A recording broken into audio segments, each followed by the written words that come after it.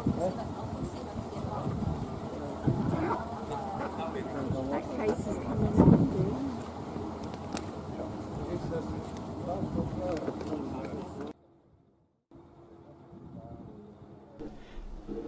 Now the clever people at Beamish have converted this next old lady to come along into a specialist vehicle so that people in wheelchairs and with limited abilities can still enjoy the benefits of a ride on old methods of transport and so get around the site much easier. Very clever. You'll see him go to open the back doors in a moment.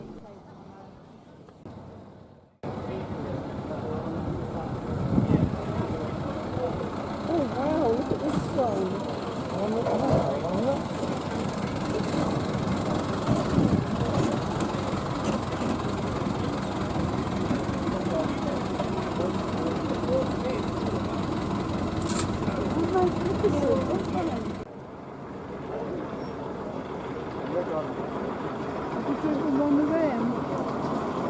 Yeah.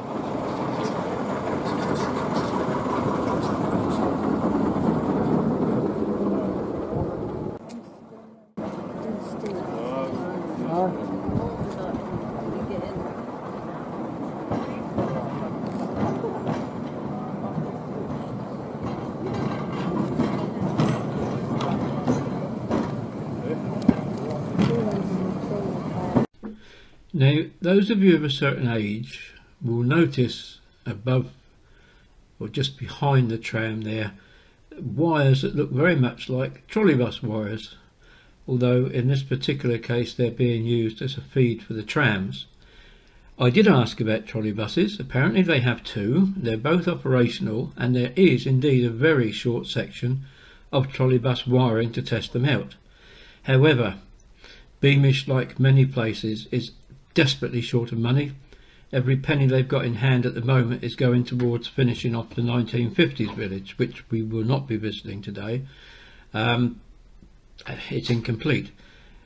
But they have said that what they'd rather do is to wait, even if it's many years, until the funding is there to extend trolleybus wires all the way around the main road, so you can get a complete circuit on a trolleybus or a tram or one of the vintage buses they run. Now that bus there behind the tram is not exactly a vintage, it's probably from the 1960s. I have actually driven that type. We had one on loan at Eastbourne for a while, and I got the odd chance to drive it. Quite pleasant.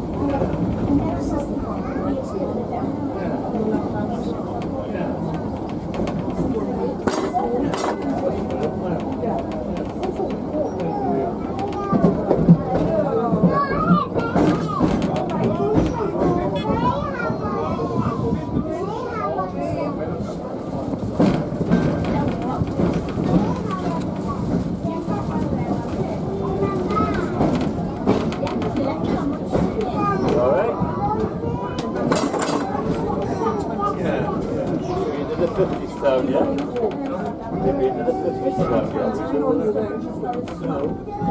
I thought we went there and then we crossed.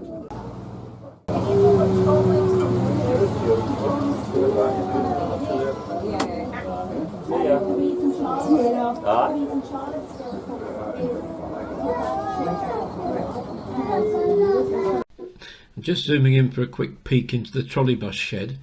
The advert on the front there, shop at bins, unmistakable that is a single deck Newcastle tram car.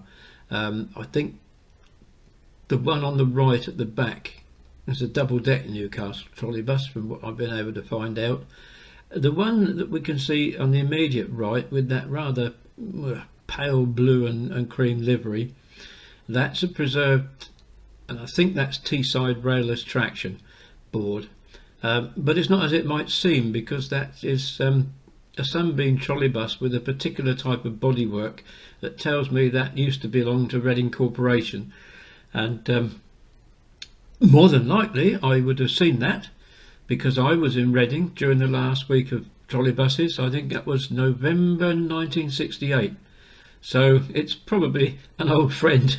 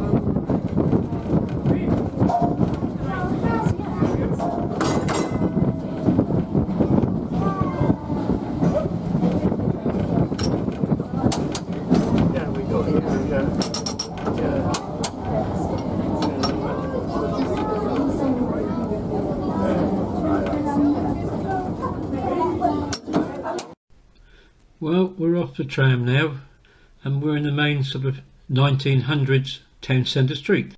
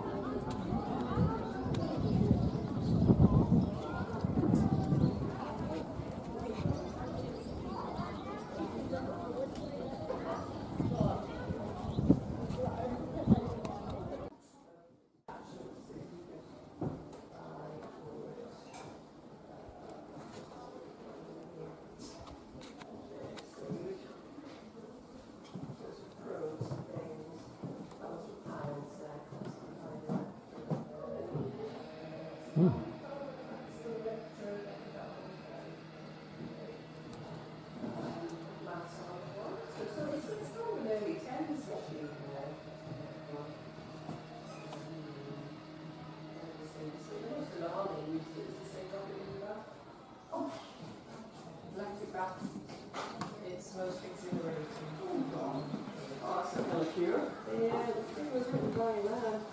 It was she's in her bathroom and taking it out because we don't want to see a lady in her bathroom. Oh, she's gone. Oh, she's gone. She disappeared. But yes, you should put it in your bath. But I mean, one of the things we would say is we would have a bath every day. But a bath every day, that's terribly bad for you. Because as we know, having a layer of sort of grease and dirt on your skin protects you from the disease and infection that swirls around in there. And it gets into your system through your skin. And do you think interest rates are high today? Look at this. We need to save our so it's not quite in the right dates, but it gives you an idea. So we had this is, do you know anything about those? So here you have the full crowns. The full crown is 5 shillings, quite big coin. Then you've got half a crown, which is actually 2 shillings and 6 pence. And that's because this is 5 shillings. 1 shilling is 12 pence. Not 10, rather than you assume it would be 10. So you've got 2 and 6, and then you've got 2 shillings, which is florin, 3 shillings, and so this is the version right there. And 6 pence and silver for every bit. And then in about maybe 37, we have brass. At this point, I began to feel really old because that lady was explaining all the coinage that I was brought up on until I was about 19, 20, and I knew exactly what she was talking about. The people that were listening had absolutely no idea, and there was people their age coming in with their children, and neither generation knew exactly what coinage she was talking about. It might just as well have been foreign to them. Boy, did I feel really old at this moment.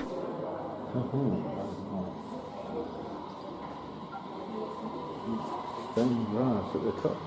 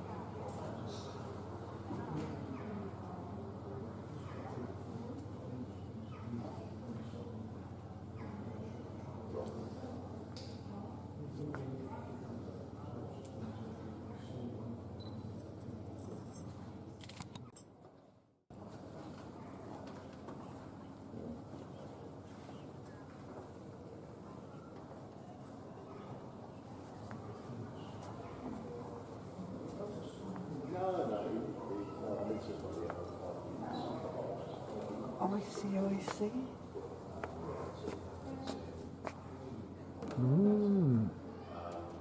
This must have been the Royal Mail looks with the colouring of it and the baskets on there. Certainly looks like it, doesn't it? Is that a racing car A behind Royal it? Mail penny farthing and a small early pedal car by the looks of it. It's got an engine in it, hasn't it? No, I think it's a pedal. Well, I don't know. Can't really see. Anyway, it's a Daimler engine. Bottom child seat wicker basket, look. There's a penny farthing over the back there. Ah.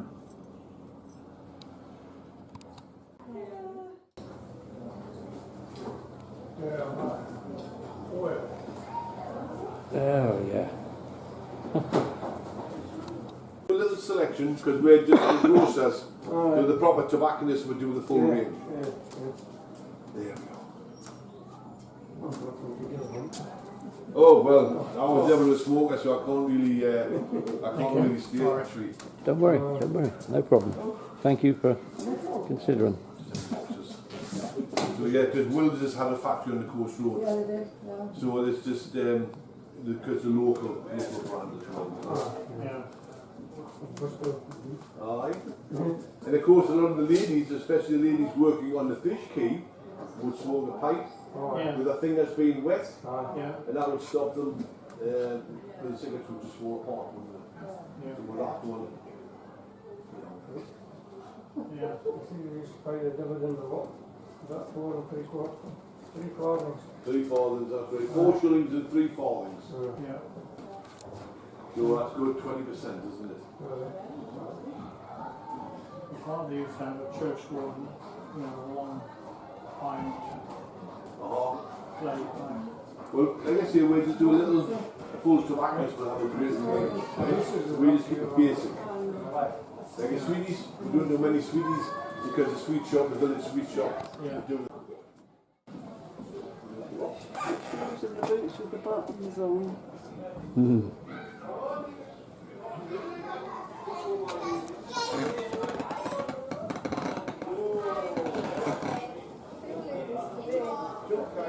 I think it was really girls in the 3 there. Do you have it or do you just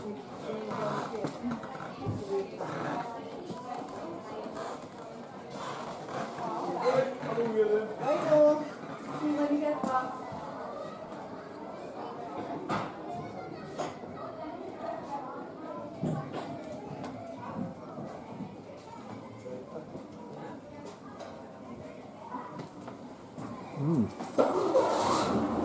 Roller for the cricket ground. Ransoms, yeah. And they went on to make traction engines. Yeah. Yep, Ransom's engines. Not very many, but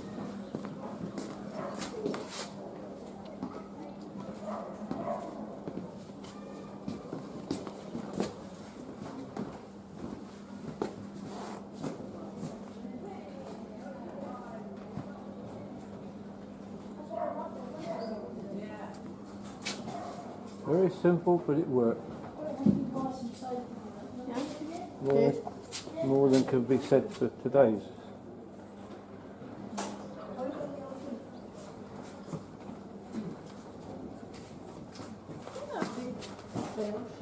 Yes. Hold a set pot. It would be set in a wash house outside. You turn it up the right way. It's set in bricks with a fire underneath, and that's how you heat it to water. If it wasn't cast iron, it would be a couple ones. Yeah. They're never really big.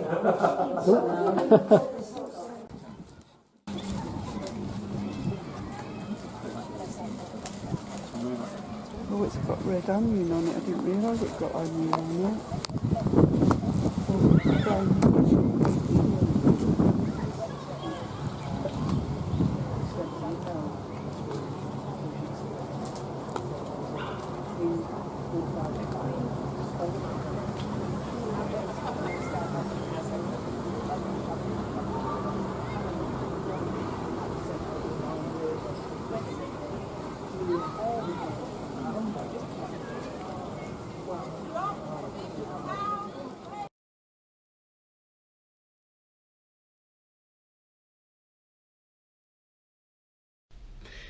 I'm sure the eagle-eyed amongst you will have already spotted what doesn't seem quite right with this postbox.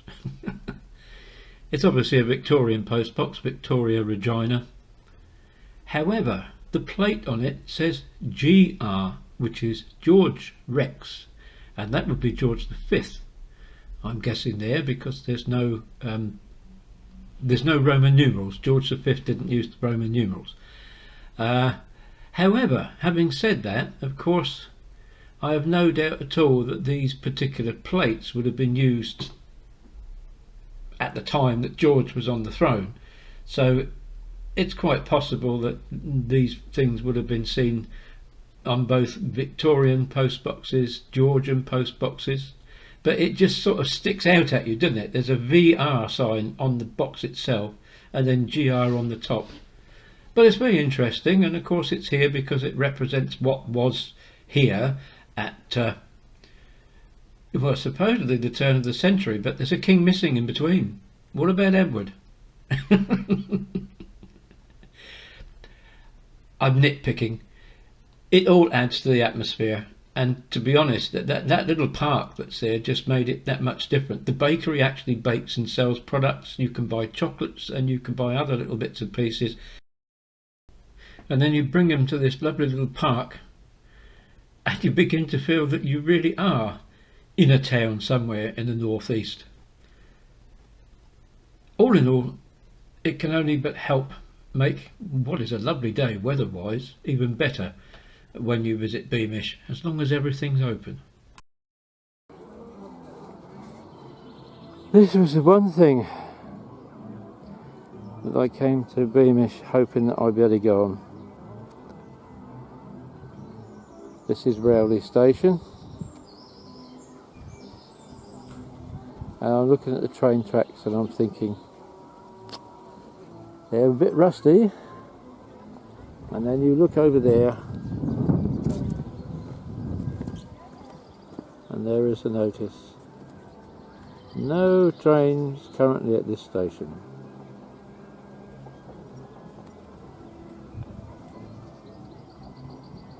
Trains do run daily at the Wagonway,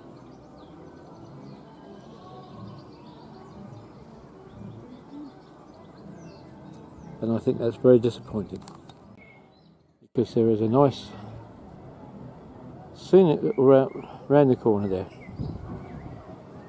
Damn. However, from here you get a nice view of the trams as they come round the corner into the town. I spent too long in the town. I'm not going to be able to see everything here today. What a shame.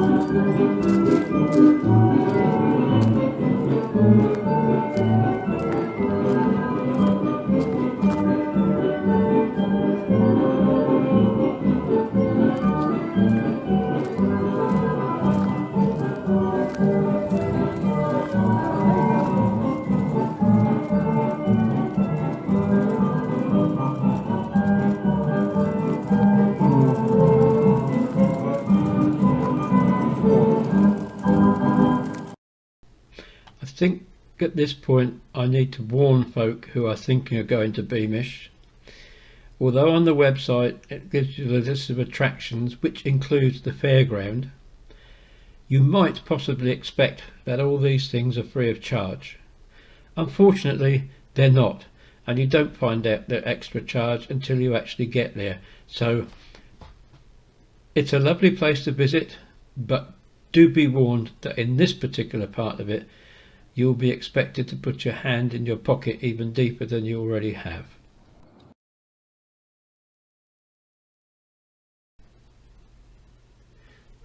There are 2 or 3 of these replica buses to designs from around 1910-13 who take passengers around Beamish. It's very nice to see them, and it does give you the feeling that you're back in those days. However, obviously because of the amount of numbers involved, you couldn't possibly use the originals for this amount of work. So these are replicas, and this one I think is meant to be a replica Daimler, and as we see looking in the driver's cab, there is relatively modern equipment, probably by the looks of that panel, late 1960s double-decker bus rear entrance as we would know it. The big giveaway here, of course, is the tachograph, and even that's been superseded now by digital stuff. But there was a time when this vehicle obviously has been out on the road, it's carried passengers on the road, and you needed a tachograph to do that on any kind of private hire work or anything that wasn't to do with normal stage carriage, or any stage carriage in excess of I think it was 30 kilometres. But nonetheless, they're a very, very colourful edition, and one of them, I think it's the Northern General one, has actually been adapted as another bus for passengers who are less able than the rest. So without further ado, let's take a trip round to the 1890s colliery village.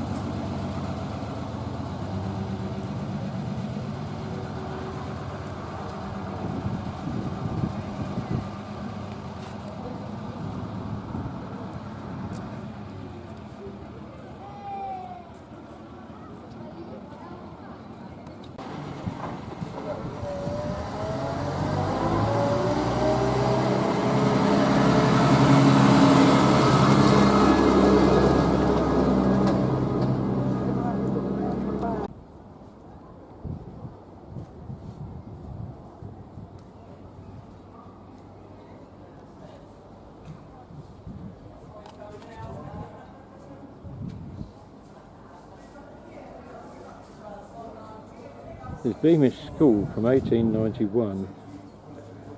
Here's typical girls and infants entrance. You probably noticed the hopscotch pitch. Oh, I said that without mucking it up. On the pavement along there. So let's go and have a look inside, shall we?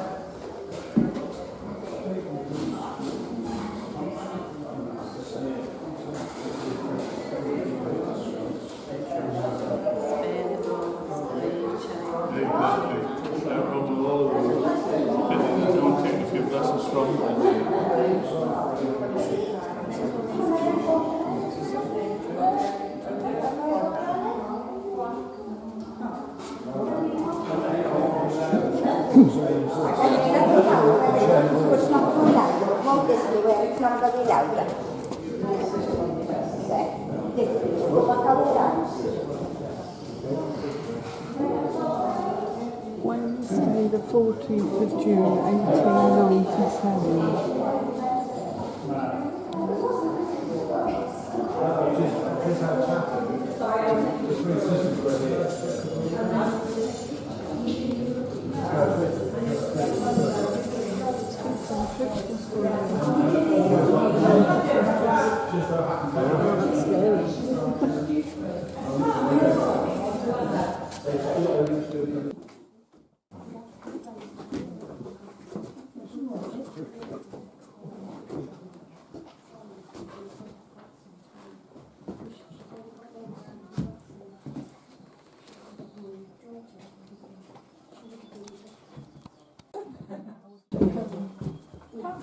So that's all it is. That's all it is, yeah, because once you put one in, to make sure that they don't move, you're always going back into your where you've left, right?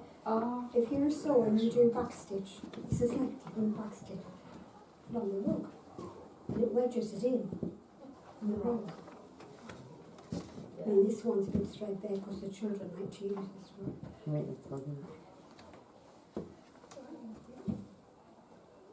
Then what you see, join together. Yes. That's it.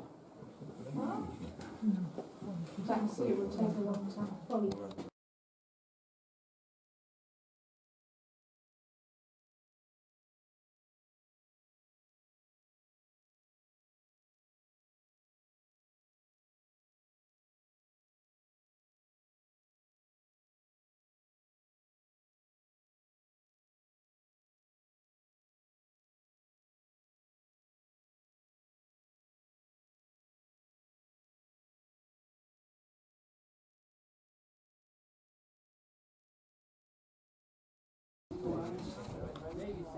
I'm thinking to myself, never come to Beamish on a Wednesday, there's nothing operating.